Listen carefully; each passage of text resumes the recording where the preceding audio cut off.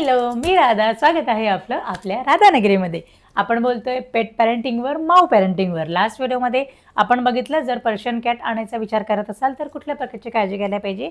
या व्हिडिओमध्ये आपण बघूया, जर तुम्ही इंडी कॅट घेण्याचा निर्णय घेतला असेल तर तुम्हाला कुठली काळजी घेणं गरजेचं आहे किंवा काय प्लसेस आणि मायनस आहेत.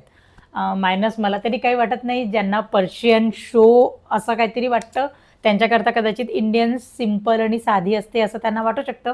मला मुळीच वाटत नाही. जीव सारखेच लावतात, पर्शियन असू दे किंवा इंडियन असू दे. इंडी कॅट आणण्याचे फायदे काय आहेत हे सांगते. छोटं कोट असतं त्यामुळे केस गळणं त्या मानाने कमी होतं. स्वच्छता ठेवणं सोपं जातं.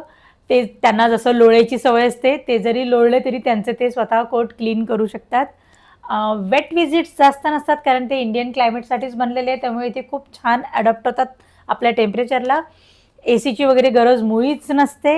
वातावरण कुठलंही चालतं कारण ते इथलेच आहेत, इंडियन ब्रीड आहेत, त्यामुळे त्यांना वातावरणाचा फरक पडत नाही.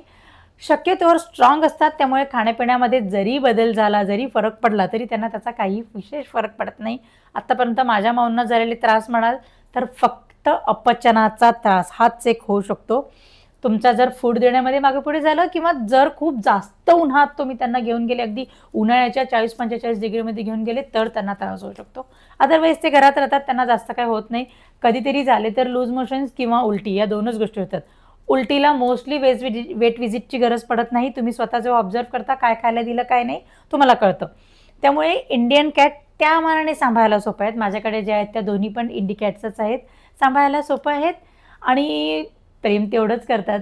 दिसतात पण खूप क्यूट. मी तुम्हाला माझ्या पुढच्या व्हिडिओमध्ये त्या दोघांचं पण इंट्रोडक्शन करून देईल. तुर्तास एवढंच. बाय.